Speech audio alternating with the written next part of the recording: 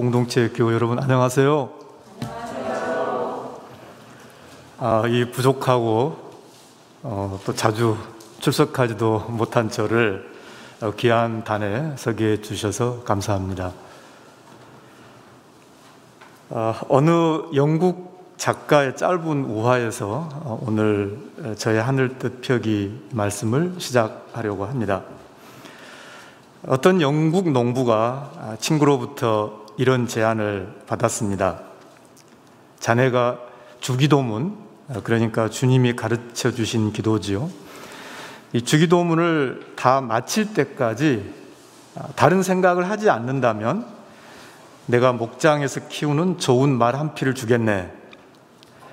이 말을 들은 그 농부는 그렇게 쉬운 일이 어디 있냐며 당장 바로 그 친구 앞에서 주기도문을 소리내어 외우기 시작하였습니다. 아시다시피 주기도문은 그 뜻을 묵상하면서 외우더라도 30초 정도밖에 걸리지 않지 않습니까? 그래서 농부는 주기도문을 외우기 시작하다가 당장 눈앞에 그 좋은 말을 건네받을 것처럼 마음이 급했습니다. 그래서 그만 주기도문을 다 마치기도 전에 그 친구에게 이렇게 중얼거리고 말았다고 합니다. 친구야, 설마 달랑 말만 주지 않겠지? 말에 씌울 굴레도 같이 줄 거지? 존경하는 김경호 목사님께서 3주 전에 제게 오늘 이 하늘뜻 펴기 말씀을 권해 주셨습니다. 제가 잘 감당할 수 있을까 많이 걱정했습니다. 그렇지만 제가 끝내 사양하지 못하고 결국 목사님 말씀에 따랐던 까닭이 그때 바로 제가 이 영국 농부와 같은 처지였기 때문이었습니다. 제가 중요한 것을 잘 구별하지 못하고 꼭 해야 될 중요한 일에 잘 집중을 못합니다. 저는 아침에 일어나면 아주 짧은 기도를 합니다. 바로 오늘 이 영국 농부가 그 좋은 말 한마디를 얻을 뻔했던 그 짧은 기도문을 외웁니다. 그런데 저 역시 그 30초도 안 되는 그 짧은 시간에 오로지 주님이 가르쳐 주신 그 기도만을 생각하지 못하고 다른 생각을 하는 저 자신을 항상 발견합니다. 그날 예정된 일이라든지 또는 그날 법정에서 변호할 일이 떠오르기도 합니다. 또는 전날 있었던 사건, 뭔가 억울한 마음, 또 날 이해해주지 못하는 사람에 대한 어떤 원망, 또 우울함, 이런 복잡한 생각이 달려듭니다.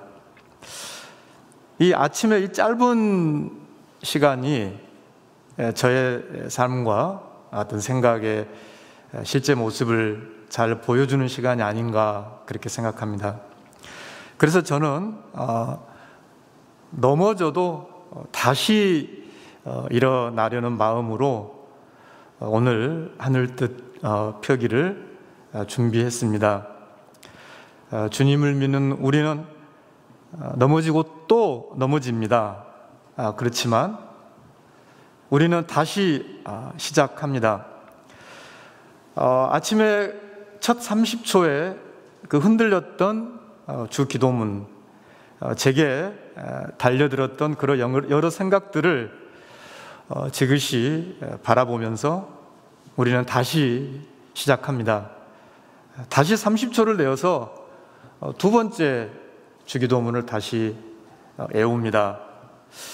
그러면 그 다른 생각들의 기운이 조금씩 누그러지는 것 같습니다. 이러기를 3번, 4번 반복하면 완전하지는 않지만 전보다는 더 주님의 기도에 집중하게 됩니다. 사랑하는 향연 공동체 교우 여러분, 저는 신앙을 다시 일어날 수 있는 용기라고 생각합니다. 그것은 어떤 경우에도 넘어지지 않는 완전함은 아니라고 생각합니다. 저는 반야심경에서 사람과 모든 현상이 그 본질에서 더러운 것도 없고 깨끗한 것도 없다, 불구부정이라고 그렇게 썼습니다만, 이 부분이 완전할 수 없는 인간을 나타낸 것이라고 저는 봅니다. 우리는 완전함을 통해서 자유로워지는 존재는 아니라고 생각합니다. 자유는 완전함이 아니라 진리에서 온다고 생각합니다. 그렇기에 제게 신앙은 넘어지고 또 넘어지더라도 진리를 향하여 앞으로 나아가는 것이라고 생각합니다.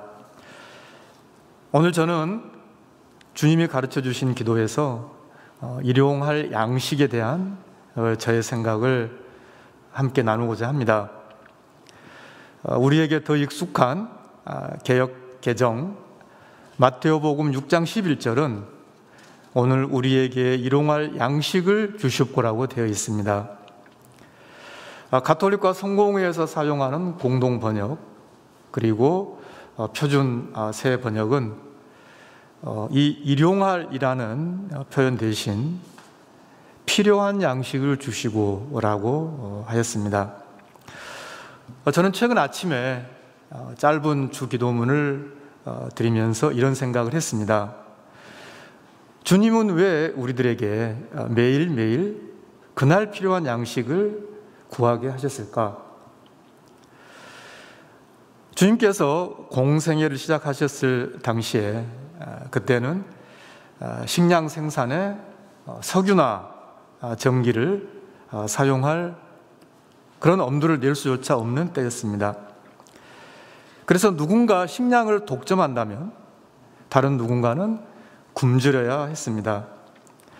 모든 사람들에게 그날 필요한 식량을 주려면 반드시 고루 나누어 먹지 않으면 안 되었습니다. 제게 모든 사람에게 그날 일용할 양식을 구하라, 그런 기도를 하라라는 가르치심은 그날 일용할 양식을 구할 사람들이 있다는 것을 기억하라라는 가르침으로 제게는 들립니다. 그래서 모든 이에게 양식에 대한 권리, 식량에 대한 기본권이 있다는 것을 주님께서 제게 가르쳐 주고 계시다고 생각합니다. 우리 사회에서 노비라고 하는 그런 신분이 타파된 때가 공식적으로는 1894년입니다. 갑오농민혁명을 거쳐 갑오개혁에서 노비제도가 폐지됐습니다. 노비들이 있던 그 당시에 그 사람들에게, 노비들에게도 포함해서 오늘 우리에게 필요한 양식을 달라, 그렇게 기도하라고 주님께서 가르치신 의미를 저는 생각합니다. 그것은 곧 사람이 곧 하늘이다라는 그런 가르침으로 생각합니다. 둘째로 저는 주님께서 절제를 가르치셨다고 생각합니다. 제가 찾아보니 오늘 우리가 읽은 필요한 양식을 주시옵고, 이 부분을 처음 기록한 그리스어를 보면 이 일용할 양식에서의 일용할에 해당하는 단어가 에피오우시오스라고 합니다. 그런데 성경은 이 단어를 오직 바로 이 주기도문에서만 유일하게 사용하고 있다고 합니다.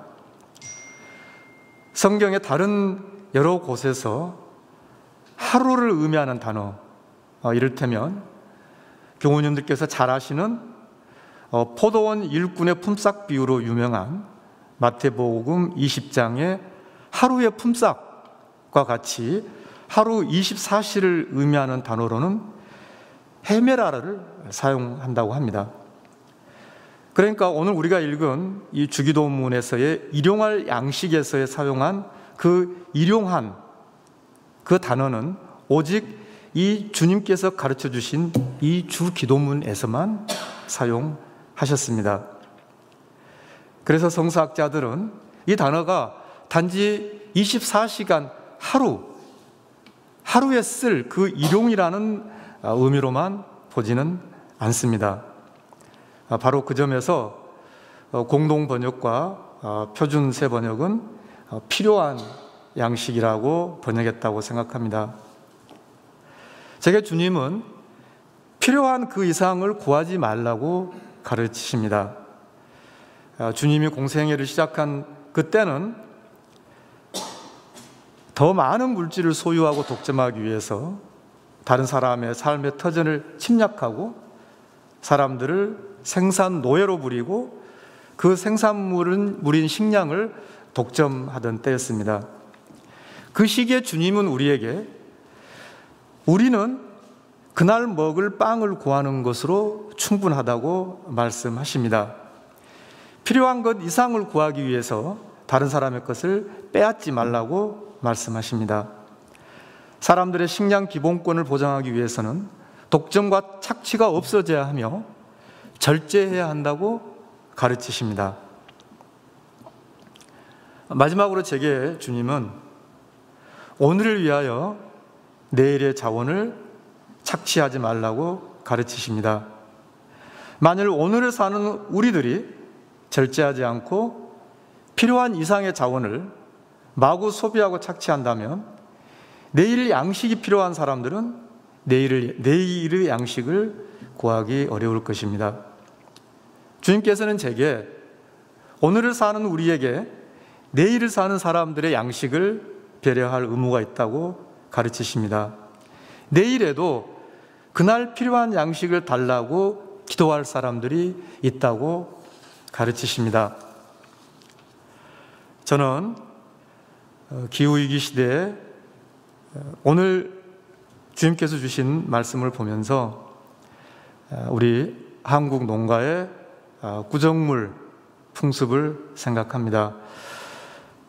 이 표준 발음이 꾸정물인지 구정물인지 찾아봤는데 저도 정확한 결론을 못 냈습니다.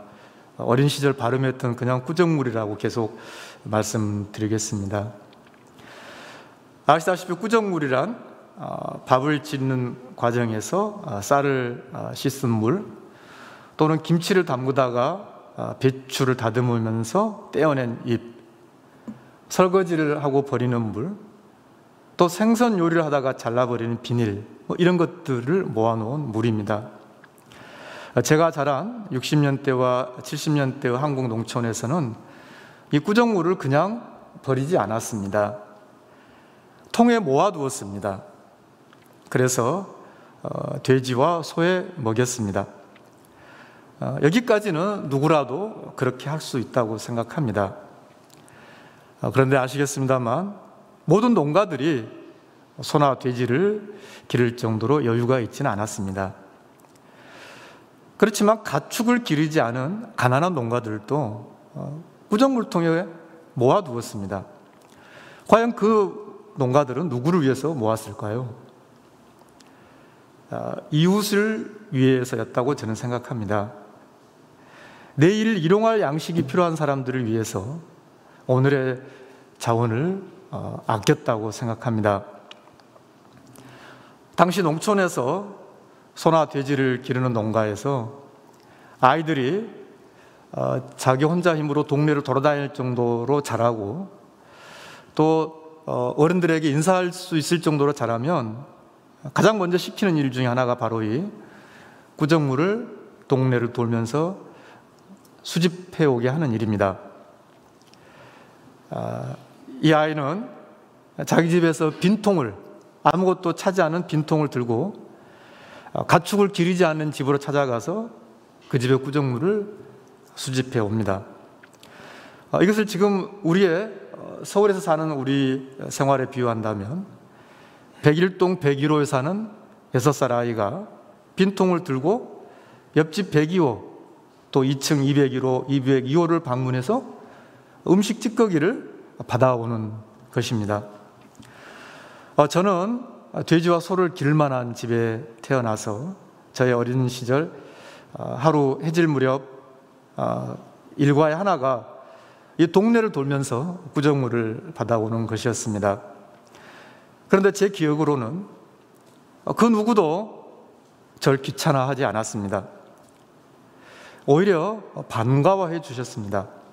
그리고 제가 수집해 가기 편리하도록 대문에서 멀지 않은 가까운 곳에 구정물통을 가지런히 옮겨 두셨습니다.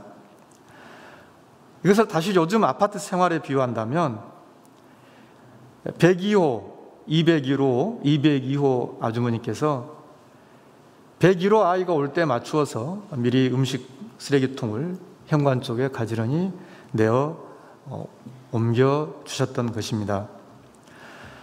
저는 바로 이 한국 농촌의 구정물에서 주님께서 가르쳐 주신 기도를 봅니다. 모든 사람의 식량 기본권을 보장하고 오늘 필요한 만큼 소비하고 절제하며 내일에 올 사람들을 배려하라는 주님의 가르침을 봅니다. 존경하는 향린 공동체 교우 여러분, 주님께서는 우리에게 결단을 요구한다고 저는 생각합니다. 지금까지의 타성으로는, 지금까지의 관행으로는 더 이상 내일 올 사람들에게 지금과 같은 지구를 물려줄 수가 없는 것 같습니다. 아무리 2050년 탄소 중립을, 이른바 탄소 중립이라고 하는 것을 달성한다고 하더라도 온도 상승과 기후 재앙을 막을 수 없다고 과학자들은 말하고 있습니다. 바로 이때 주님께서 가르쳐 주신 대로 우리 개인이, 우리 사회가, 우리 경제 체제가 물질 중심주의 체제를 이제는 내려놓아야 한다고 생각합니다. 오늘의 기후위기를 초래한 물질 중심, 이윤 중심 체제의 주역들이 먼저 뉘우쳐야 한다고 생각합니다. 오늘 말씀을 마치기 전에 제게 이처럼 귀한 단에 서게 해주셔서 진심으로 감사하다는 말씀을 다시 드립니다. 매일 아침에 저희들이 함께하는 주 기도문 속에서 향린 공동체의 믿음이 함께 성장하기를 기도합니다. 주 기도문에 집중하지 못한 그 영국 농부처럼 우리가 매일 넘어지고 또 넘어지더라도 다시 일어나서 진리로 나아가는 용기 있는 신앙을 원합니다. 쟁기를 잡고 뒤를 자꾸 돌아보지 말라고 하신 주님의 말씀대로 앞으로 나아가는 신앙, 물질 중심 체제를 극복하는 결단의 신앙으로 나아가기를 소망합니다. 감사합니다. 아멘.